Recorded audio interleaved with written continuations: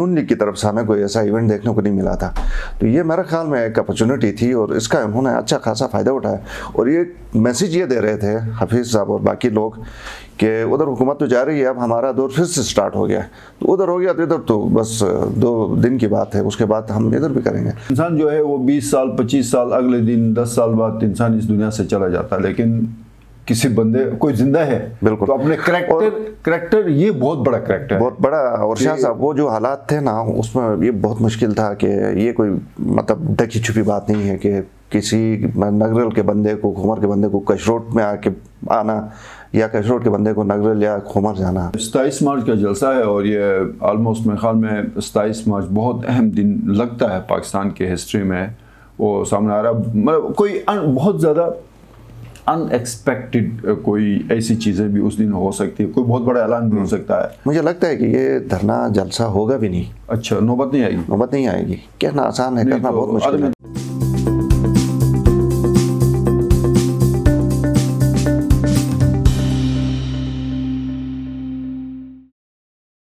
बिस्मिल्लाहिर्रहमानिर्रहीम। नाज़रीन अस्सलाम वालेकुम, आप देख रहे हैं IMN और हालात हाज़िर के प्रोग्राम में आज हम गुफ्तगू करेंगे शहीद सैफुर रहमान की जो बरसी मनाई गई और गढ़ीबाग के मुकाम पे जलसे का इनेकाद किया गया इतिहाद चौक और गढ़ीबाग के दरमियान।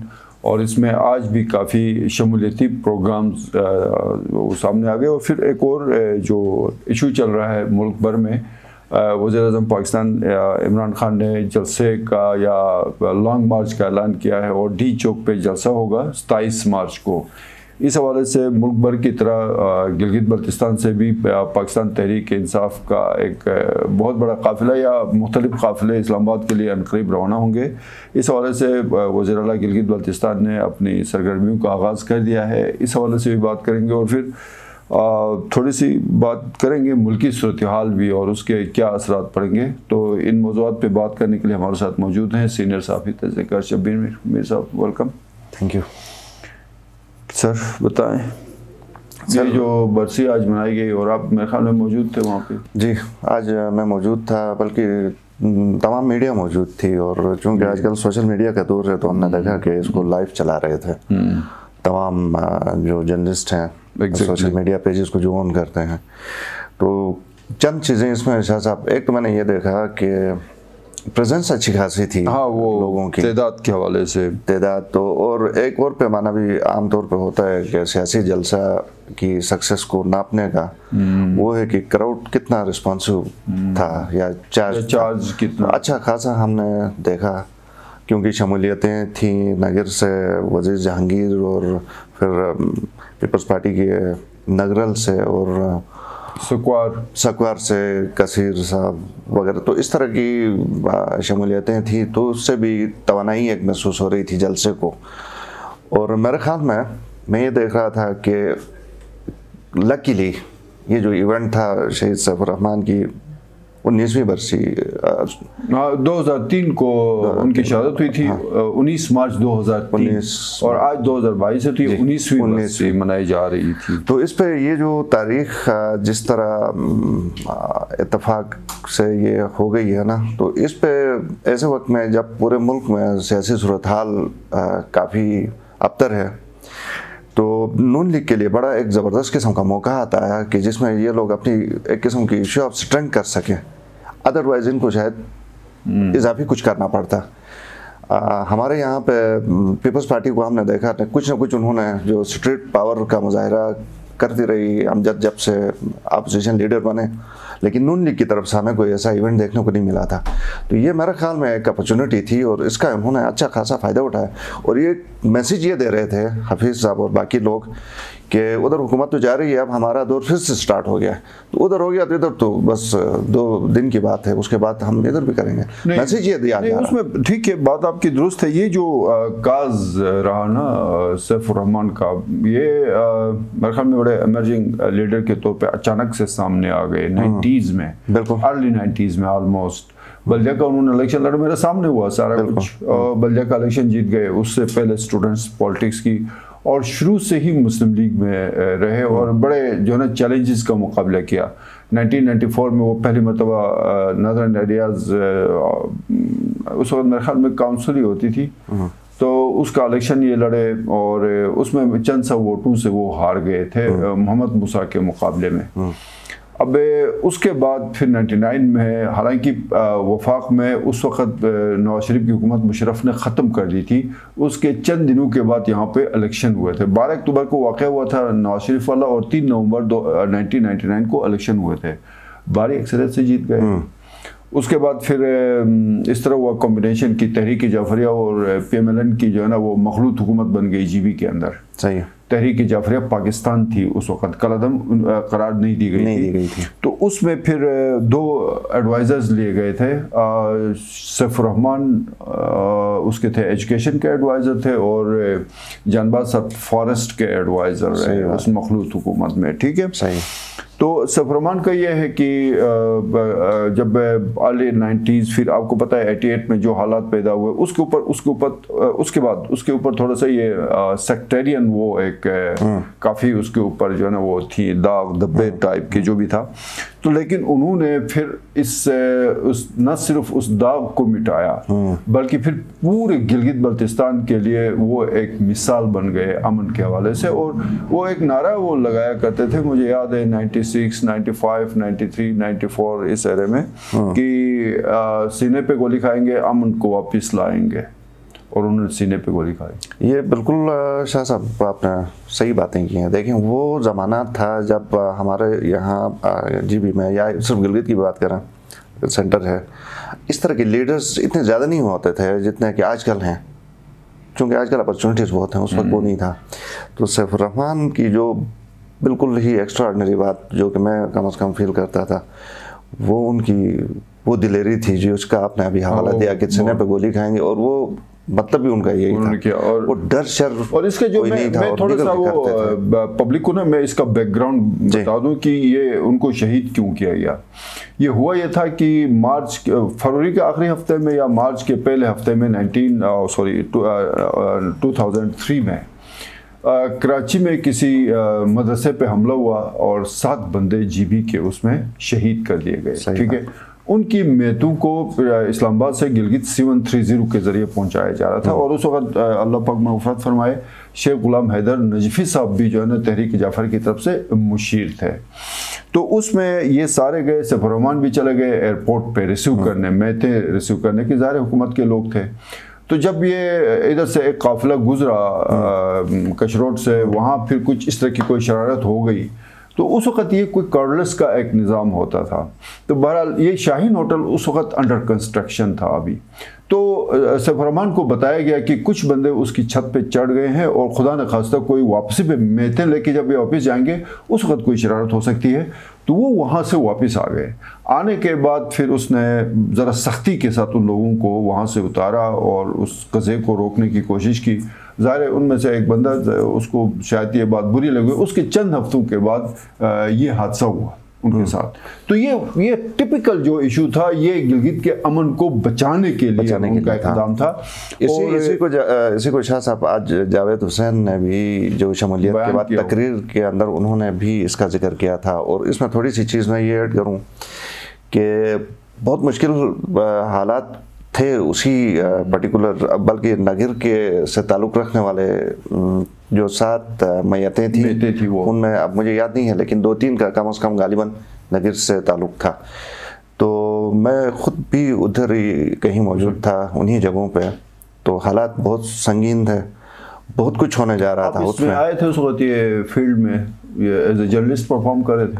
मैं शायद आया था। हाँ शायद आप आए थे शायद, लेकिन उधर था, मुझे ये याद है। वो उस पर बहुत कुछ होना था। अगर ये इंटरफेयर सैफुर रहमान ना करते, अपनी जान को रिस्क पे न डालते, तो उस दिन बहुत बुरा होना था।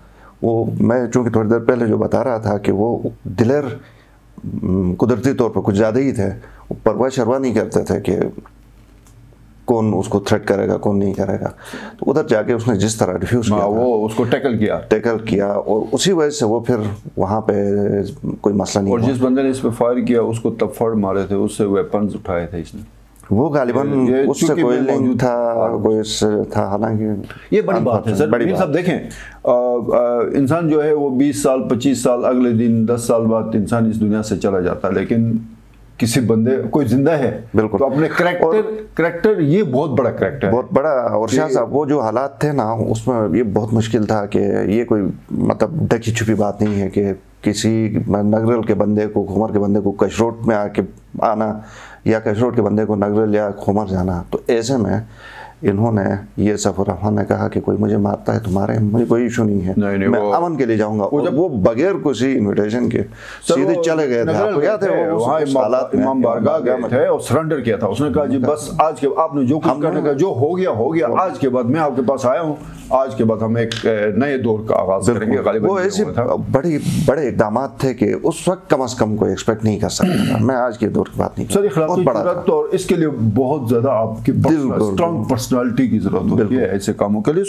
लेकिन मेरे साहब मैं जो देख रहा हूँ, होना ये चाहिए था कि सैफ रहमान के काज को PMLN और ज़्यादा स्ट्रांग तरीके से लेके ये लोग आगे बढ़ते, लेकिन ये साल में एक दफ़ा बरसी मना के वो सिंबॉलिक कोई चीज़ होती है ना, जस्ट ये मेरे ख्याल में वो नहीं। इनको इख्तिदार मिला 5 साल, अमली तौर पे नज़र आना चाहिए था हर काम में नज़र आना चाहिए था कि सैफ रहमान क्या चाहते थे। लेकिन वो शायद मतलब जो जिस काज के लिए सैफ रहमान लड़े थे वो उसका कोई इतना ज़्यादा उस 5 साल हुकूमत में नज़र नहीं आया, जिसका रिजल्ट जो 2020 में आया बड़ा डिसअपॉइंटमेंट हो गई। और अब भी टाइम है PMLN के पास कि इसको जो ना सैफ रहमान को अब 5 साल की जो इख्तियार में गलतियाँ हो गई उनका ये अजाला करके आगे बेहतरी ला सकते हैं। बिल्कुल, इसमें करना भी चाहिए। लेकिन 2 चीज़ें इसमें हैं शाह साहब उनकी तरफ से, ये जवाब चूँकि वो ही दें तो ज़्यादा बेहतर है जो आपने सवाल किया। लेकिन मेरा ये ख्याल है कि कुछ ऐसे काम जैसे हाफिज़ुर रहमान अक्सर जिनका जिक्र करते हैं कि 5 साल बदअमनी नहीं रही, अमन का जो दौर रहा उसमें भी वो उन्हीं की कंट्रीब्यूशन को आगे लेके बढ़ाने में वो कामयाब हो गए। नून लीग की आपने टाइम पे बर्दाश्त की अक्सर वो बात करते हैं जो सैफ रहमान करते थे, मजहबी हम आहंगी की बात वो करते हैं और प्यार मोहब्बत की, ये हमारे सामने की खैर मिसालें हैं, इसके ऊपर ज़्यादा बात नहीं। लेकिन जाहिर है अब पार्टी को जो ये तो एक ऐसी चीज़ है ना कि शमा की तरह इसको तो बढ़ाने की ज़रूरत है। इसको जितनी प्यार मोहब्बत वाला पैगाम है, जितना आगे बढ़े इलाके के लिए, अमन के लिए, ये बेहतर ही होगा। ये जो सर अभी ये 27 मार्च का जलसा है और ये ऑलमोस्ट मेरे ख्याल में 27 मार्च बहुत अहम दिन लगता है पाकिस्तान की हिस्ट्री में, वो सामने आ रहा, मतलब कोई बहुत ज़्यादा अनएक्सपेक्टेड कोई ऐसी चीज़ें भी उस दिन हो सकती है, कोई बहुत बड़ा ऐलान भी हो सकता है। मुझे बताएं कि जीवी से कितने लोग, लास्ट जो 27 फरवरी वाला जो लॉन्ग मार्च था उसमें गिलगित बल्तिस्तान से अमजद एडवोकेट साहब वो काफिले की सूरत में यहाँ से लेके गए, उससे बड़ा होगा छोटा होगा, जो जज्बा वलवला किस तरह का होगा। और चीफ मिनिस्टर साहब ने इस पे काम शुरू कर दिया है और चीफ मिनिस्टर KP भी कर रहे हैं, वफाकी वज़रा भी कर रहे हैं, चूँकि प्राइम मिनिस्टर ने इस जलसे का ऐलान कर दिया और हिदायत जारी हो गई है सबको। इसमें शाह साहब इस तरह है कि कल इत्तफाक से मेरी मुलाकात हो गई तहरीक इंसाफ के जो नौजवान हैं, यूथ जिनको कहते हैं, यूथ लीडर्स से काफ़ी तादाद में थे। वो तो बड़े मायूस थे, वो तो ये कह रहे थे कि अब उनको हमारी याद आ गई जब पिटवाने का टाइम आ गया है। वो ये भी कह रहे थे कि डी चौक पे जाने का मतलब है कि वहाँ पे कोई फूल गुलदस्ते लेके तो नहीं आएंगे, प्रोटेस्ट करना है तो कोई मिसहैप भी हो सकता है और ख़तरा भी है। तो ये बातें बिल्कुल मैं नाम नहीं लूँगा, लेकिन ये मैं ज़रूर बताऊँगा कि उन्होंने ये कहा कि कोऑर्डिनेटर लेते हुए वो किधर थे, पोजीशनें देते हुए, मराद देते हुए, हम कोई याद नहीं आया इनको। अब जब थोड़ा सा टेस्टिंग टाइम आया तो तब हम याद आ गए। तो कुछ ने तो ये कहा कि हमने तो नहीं जाना है, हमें कोई शौक नहीं है। कुछ ने कहा कि मजबूरी बहुत ज़्यादा हो गई तो हम चले जाएंगे। एक चीज़ आपने नोट की है वैसे इन तमाम चीज़ों के से हट के, जिस तरह से इमरान खान के जलसे हुए, स्पेशली जो मेलसी वाला जलसा हुआ, तो हम भी ये समझ रहे थे कि शायद ये जो पिछले 3.5 साल या कोई पता नहीं कितना अरसा हुआ है जो भी हुआ इनका, उस दौरान जो महंगाई से लेके सारे मामलात के बाद जो है ना ये बिल्कुल पिट गए हैं और बिल्कुल मतलब ये ख़त्म हो गई है पार्टी। लेकिन वहाँ पे जिस तरह का जो जज्बा 3-4 जलसों में देखा, गालिबन हाफिजाबाद था, मेलसी और फिर ये लोअर दीर वगैरह यहाँ पे इन्होंने किए फिर, तो ये जो है हमें अभी उसका इंतजार करना पड़ेगा था। सर की 27 को जलसा है तो ज़ाहिर है 24 को या 25 को काफिले यहाँ से चल पड़ेंगे।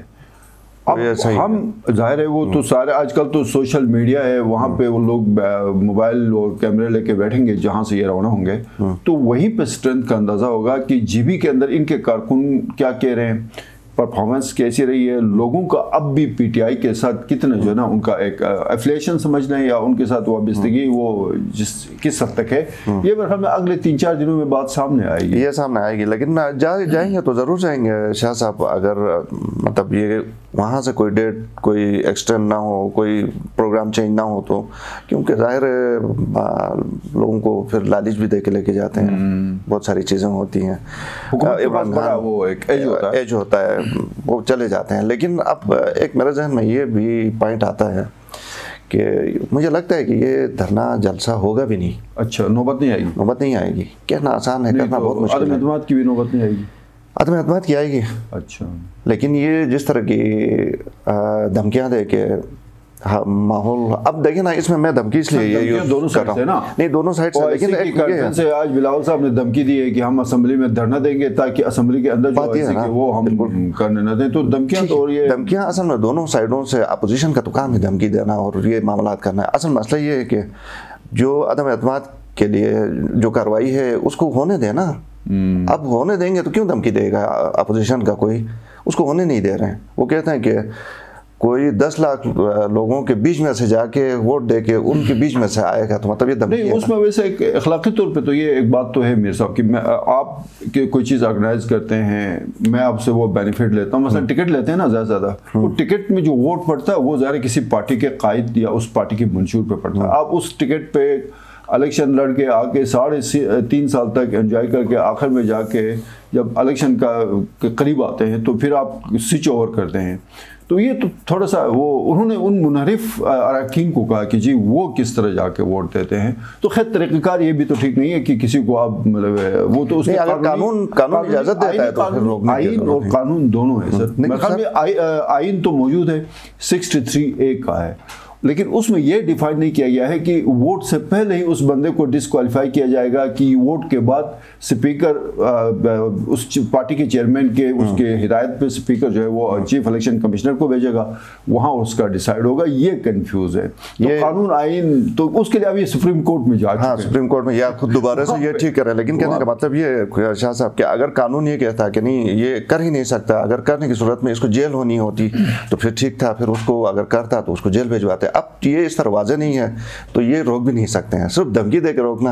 और मैं आपको ये बताऊं, नहीं सर ये मैं आपको बताऊं, ये बारिश इसके बहुत तेज थी बारिश, इसके क्या असरात हैं, लेकिन देखें वही कह रहा हूं, लेकिन शाह साहब कोई इशारे तो नहीं है। नहीं, ये बारिश की बात आपको पता है, धूल जो है ना वो थोड़ा सा डस्ट बैठ जाता है, सेटल हो गया, अब लोग रिलैक्स भी होते हैं। अब कुछ नहीं होगा, अब ये डी चौक वाला मामला भी अच्छा उससे पहले ही अच्छी तरह हल होगा। Sir thank you.